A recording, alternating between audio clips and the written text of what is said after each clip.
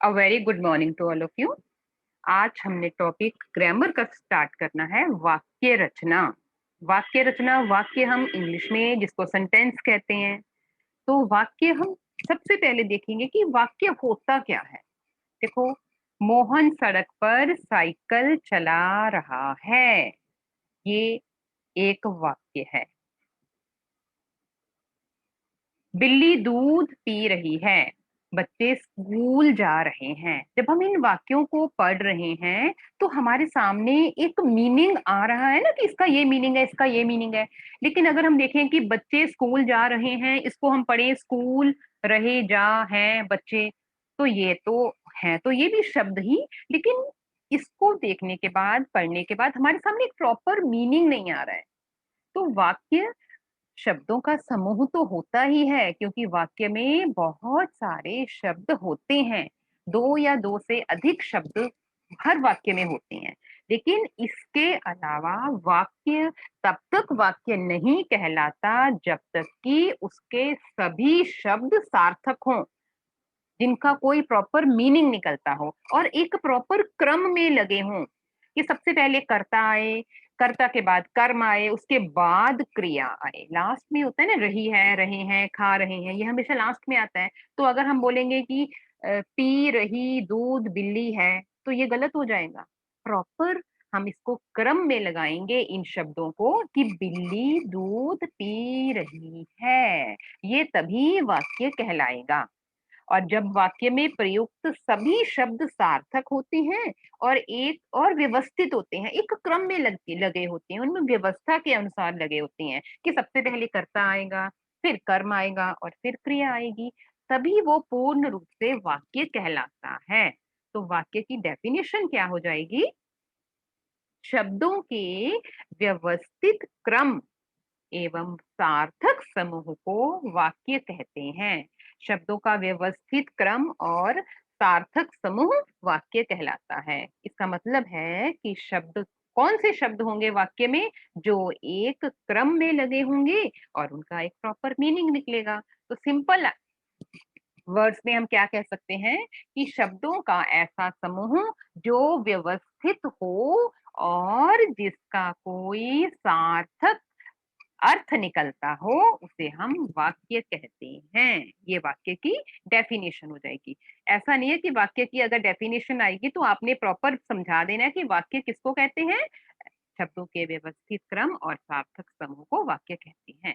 अब किसी भी वाक्य में, कोई भी वाक्य जब हम देखते हैं, तो उस वाक्य में उसके दो अंग होते हैं, टू पार्ट्स होते हैं। जैसे रोमा कार चला रही है, इसमें क्या बताया गया है? एक तो रोमा के बारे में बताया गया है। रोमा के बारे में क्या बताया गया है? कि वो कार चला सकती है या कार चला रही है।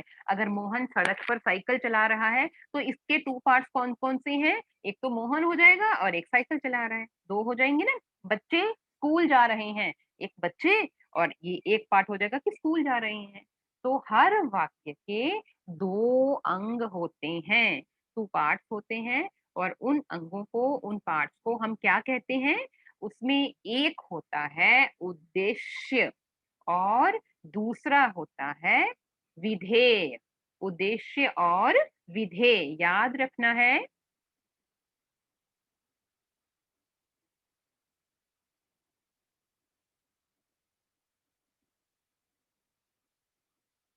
कि वाक्य के, ये वाक्य है, वाक्य रचना में वाक्य के दो अंग होते हैं, टू पार्ट्स होते हैं। एक होता है उद्देश्य, जिसको हम इंग्लिश में सब्जेक्ट कहते हैं। सब्जेक्ट एंड प्रेडिकेट याद आ गया ना, इंग्लिश में हम करते हैं।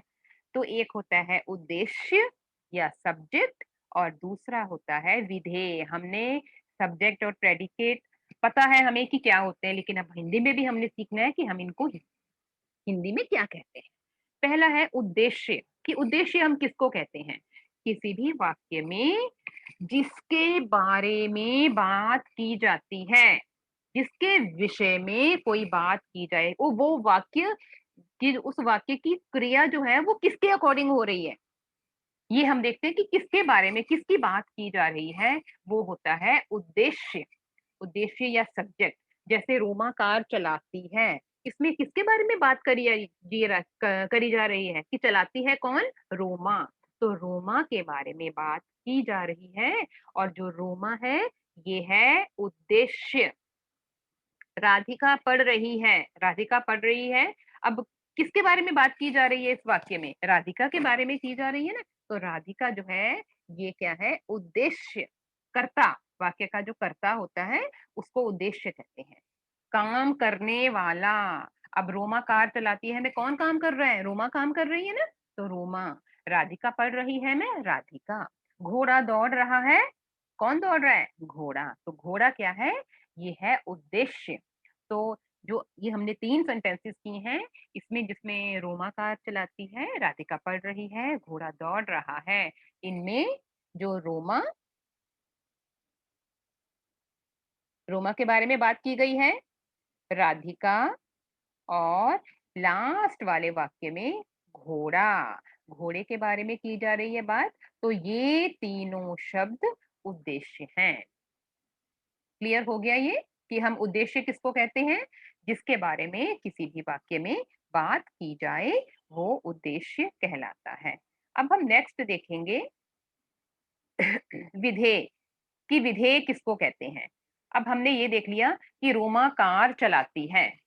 अब हमने ये तो देख लिया कि इसमें उद्देश्य रोमा है, लेकिन रोमा क्या कर रही है? रोमा के बारे में क्या बात बताई गई है?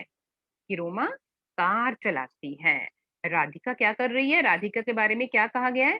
कि पढ़ रही है। और घोड़ा दौड़ रहा है। तो विधेय क्या होते हैं? जो शब्द हमें ये बताते हैं कि उद्देश्य क्या कर रहा है। उद्देश्य के बारे में जो कुछ भी हमें जिन शब्दों से पता चलता है वो क्या कहलाते हैं? विधेय कहलाते हैं। जैसे सोनल नाच रही है। अब इसमें उद्देश्य क्या है? इसमें उद्देश्य है सोनल, क्योंकि सोनल के बारे में बात की जा रही है। लेकिन सोनल के बारे में क्या कहा जा रहा है? वो विधेय होता है, उसको हम प्रेडिकेट कहते हैं। तो सोनल क्या कर रही है? नाच रही है। तो नाच रही है, यहाँ पे ये क्या हो जाएगा? विधेय कहलाएगा। सैनिक आगे बढ़ रहे हैं। सैनिक उद्देश्य है और आगे बढ़ रहे हैं, ये क्या है? विधेय। माँ आज छोले भटूरे बना रही हैं। तो कौन बना रहा है? काम कौन कर रहा है? माँ। माँ उद्देश्य है और आज छोले भटूरे बना रही हैं, ये क्या है? विधेय। अब देखो हमने ये देखा कि उद्देश्य क्या होता है और विधेय क्या होता है। लेकिन कई बार ऐसा होता है कि उद्देश्य के साथ एक शब्द और जुड़ जाता है। जैसे यहाँ पे देखो, यहाँ पे है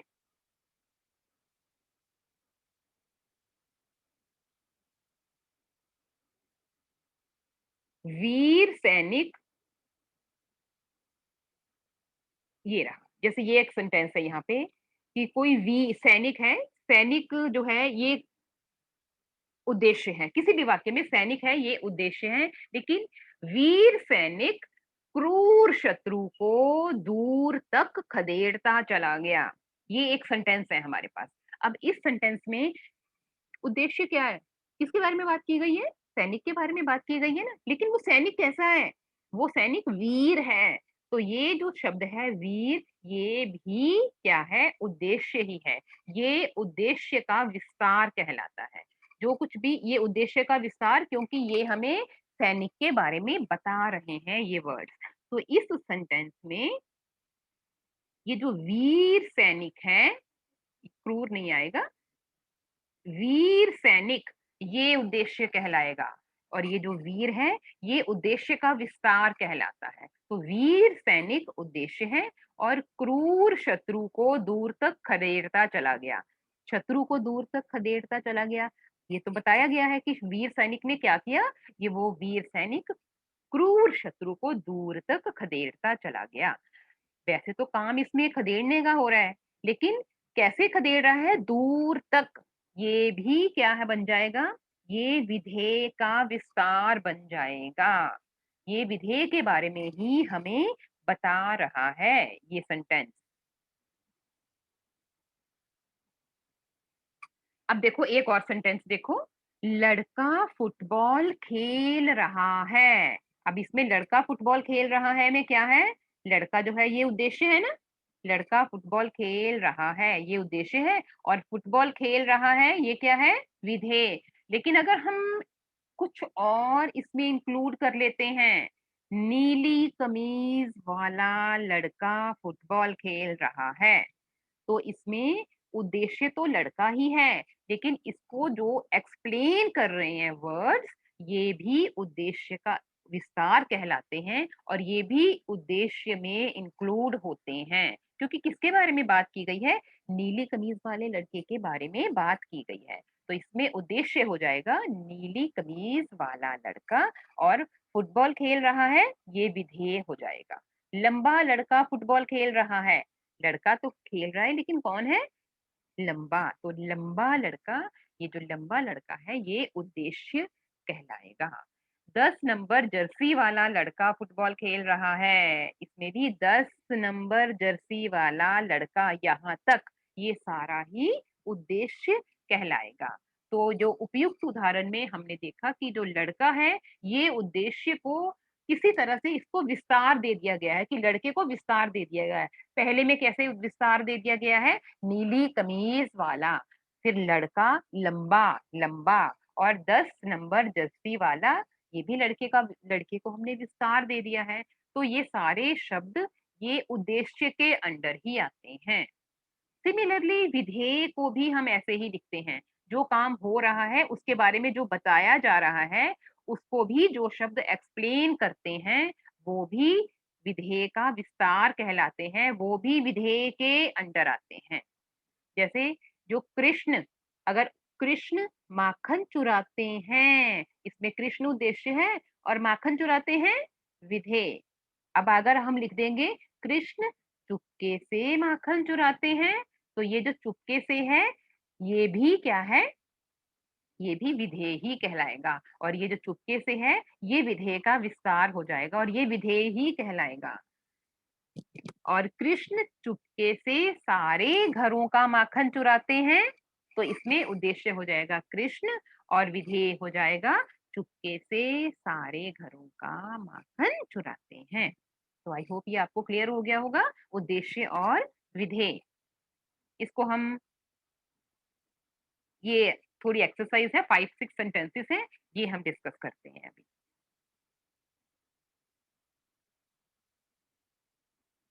अब ये हम डिस्कस करने के लिए मैं आपको अनम्यूट कर रही हूँ, ये आपने मुझे आंसर देने हैं, ठीक है। फर्स्ट है, सैनिक देश की रक्षा करते हैं। यस ध्रुव ठाकुर, सैनिक देश की रक्षा करते हैं में हमें उद्देश्य अलग करना है और विधेय, इसमें हमने दोनों पूछे हैं, लेकिन ऐसा भी हो सकता है कि सिर्फ और सिर्फ हमें उद्देश्य पूछा जाए या विधेय पूछा जाए। बोलो बेटा ध्रुव। मैम उद्देश्य है सैनिक वेरी और गुड, विधेय है देश की रक्षा करते हैं। Very good, very good. अब सबने हैंड डाउन कर लेने हैं अपने। दोबारा मैं सेकंड सेंटेंस के लिए, सूर्य पूर्व दिशा से निकलता है, इसमें उद्देश्य क्या होगा, सिर्फ उद्देश्य बोलो पहले। सूर्य, सूर्य, और पूर्व दिशा से सूर्य, निकलता है, सूर्य पूर्व दिशा से निकलता है, ये विधेय कहलाएगा। अमित ने प्रतियोगिता में कमाल कर दिया, किसने कमाल कर दिया, अमित ने, तो अमित ने क्या हो जाएगा, उद्देश्य, और प्रतियोगिता में कमाल कर दिया विधेय। परिश्रमी लोग हमेशा सफल होते हैं। परिश्रमी लोग हाँ हाँ, परिश्रम, सफल होते हैं यस, विधेय हमेशा। परिश्रमी लोग उद्देश्य है और हमेशा सफल होते हैं ये विधेय है। वह छोटी सी लड़की चित्र बना रही है, उद्देश्य क्या है, वह छोटी सी लड़की, यस, वह छोटी सी लड़की और चित्र बना रही, रही है विधेय। यस, वह चित्र बना रही है, ये क्या हो जाएगा, विधेय। तो ये, हाँ, ये सबको क्लियर हो गया है अब, उद्देश्य और विधेय।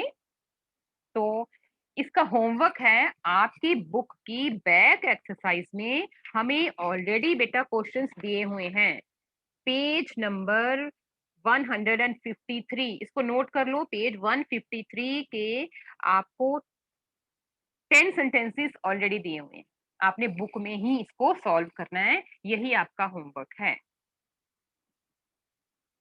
ये हमने उद्देश्य और विधेय के बारे में पढ़ा है। अब नेक्स्ट टॉपिक हमारा है मुहावरे और लोकोक्तियां। मुहावरे और लोकोक्तियां हम 6th क्लास में भी हमने ये किया था कि मुहावरे हम किसको कहते हैं और लोकोक्तियां किसको कहते हैं। तो जब भी कोई शब्द या शब्द समूह अपने अर्थ को छोड़ देता है और कोई विशेष अर्थ हमें देता है, उसे हम कहते हैं मुहावरा। इसको हम समझते हैं कैसे। देखो, माँ और बेटे में यहाँ पे बातचीत हो रही है कि माँ अपने बेटे से पूछ रही है कि बेटा, तो क्या तुमने परीक्षा के लिए अपनी कमर कस ली है। अब बेटे को समझ नहीं आया। बेटे ने क्या किया, एक दुपट्टा लिया और अपनी कमर पर बांध लिया, अपनी कमर को कस के बांध लिया और उसने कहा कि मैंने अपनी परीक्षा के लिए कमर कस ली है। देखो, उसने कमर को कस लिया है ना। लेकिन यहाँ पे कमर कसना क्या है, एक मुहावरा है जिसका अर्थ होता है तैयार रहना। तो उसके बाद माँ अपने बेटे को समझाती है कि बेटा, कमर कसने का अर्थ होता है कि किसी काम के लिए पूरी तरह से तैयार हो जाना। तब उस बेटे को बिल्कुल मीनिंग क्लियर हो जाता है कि कमर कसने का मतलब ये नहीं है कि दुपट्टा लिया और कमर को कस लिया। तो मुहावरा भी बिल्कुल इसी तरह होता है। ये वो अर्थ नहीं देता है जो इसमें कहा जाता है, ये अपने अर्थ से बिल्कुल एक अलग अर्थ हमें देता है। ऐसा नहीं हो सकता कि हम, जो मुहावरा होता है इसकी कुछ विशेषताएं भी हैं कि ये वाक्यांश का ही एक रूप होता है, वाक्यांश पूरा वाक्य नहीं होता ये। और हम जब भी कोई मुहावरा लिखते हैं तो हम उसमें जो अर्थ हमें बताया जाता है वो अर्थ नहीं होता जो उसको लिखा जाता है। जैसे आंखों में धूल झोंकना, इसका मतलब ये नहीं है कि मिट्टी लेके आंखों में डाल दी, इसका मतलब है कि धोखा देना, अपना एक अलग सा अर्थ हमें दे रहा है। जब भी हम मुहावरों का प्रयोग करते हैं तो हम उसकी जगह पर, उस शब्द की जगह पर उसके पर्यायवाची शब्दों को नहीं लिखते हैं। अब आंखों में धूल झोंकना में हम ये नहीं लिख सकते नयनों में धूल झोंकना, आंखों का आंखों ही रहेगा और ये चेंज नहीं होगा। और जो इसकी क्रियाएं हैं ये लिंग वचन कारक के अनुसार बदल जाती हैं, जैसा हम वाक्य में प्रयोग करते हैं। अब 1 to 15 मुहावरे हैं आपके सिलेबस में, ये हम अब डिस्कस कर रहे हैं। श्री गणेश करना, किसी काम को शुरू करना, किसी काम की शुरुआत करना। मैंने क्या कर लिया है, जैसे कोई यहाँ पे एग्जांपल दिया गया है कि हमारी भारतीय संस्कृति में किसी भी कार्यों का श्री गणेश करने से पहले ईश्वर की उपासना की जाती है। तो कोई भी काम शुरू करना, श्री गणेश करना, मैंने इस काम को शुरू करने के लिए मैंने इस काम का श्री गणेश कर दिया है, शुरू कर दिया है। अंधे की लाठी, इसका मतलब होता है कि एकमात्र सहारा, किसी व्यक्ति का एक ही सहारा। रोहन अपने माता पिता का अंधे की लाठी है। रोड़े अटकाना, अब रोड़े अटकाना अगर हम इसका ऐसे अर्थ लेते हैं ना तो रोड़े अटकाना की पत्थर लिए और अटका दिए, रख दिए, लेकिन इसका ये मतलब नहीं होता है। इसका मतलब होता है किसी काम में बाधा डालना। मीता की बहुत बुरी आदत है कि जब भी कोई अच्छा काम करने चलो वह उसमें रोड़े अटकाने लगती है। हमें किसी के कार्य कर, जब कोई कार्य करे तो उसमें रोड़े नहीं अटकाने चाहिए। अंगूठा दिखाना, बिल्कुल मुंह पे इनकार कर देना। मैंने रोहन से पेंसिल मांगी लेकिन उसने मुझे अंगूठा दिखा दिया। एक बात याद रखनी है, वाक्य के प्रयोग में हम मुहावरे का प्रयोग करते हैं, अर्थ का नहीं। क्योंकि जब जहां आपने अर्थ लिख दिया वहां पे गलत हो जाता है आपका वाक्य। लकीर का फकीर, लकीर का फकीर, जो बात कही गई है पुरानी परंपराएं चली आ रही है बिल्कुल उनको ही घसीटना। लकीर का फकीर बनकर कोई भी व्यक्ति विकास नहीं कर सकता, क्योंकि पुरानी परंपराओं को बदलना चाहिए जो हमारे समाज को पीछे धकेलती हैं। तो लकीर का फकीर बनकर कोई भी व्यक्ति सफलता नहीं प्राप्त कर सकता। हाथ मलना, ये हाथ मल लिया हमने, हाथ मलने का मतलब होता है कि पछताना। जब वक्त हमारे हाथ से निकल जाता है तो बाद में हम हाथ मलते रह जाते हैं। ये वाक्य हो गया इसका। परीक्षा के समय तो विकास खेलता रहा और अब कम अंक आए हैं तो हाथ मल रहा है। छाती पीटना, शोक मनाना, दुख मनाना। जब उमा का इकलौता बेटा कार दुर्घटना में चल बसा तो वो छाती पीट पीट कर रो रही थी, मतलब शोक मचा रही थी। 9 2 11 होना, 9 2 11 होना, भाग जाना। पुलिस को देखते ही चोर 9-2-11 हो गया। 9-2-11 होना का मतलब होता है कि भाग जाना, स्थिति से भाग जाना। हाथ बटाना, हाथ बटाना किसी की सहायता करना,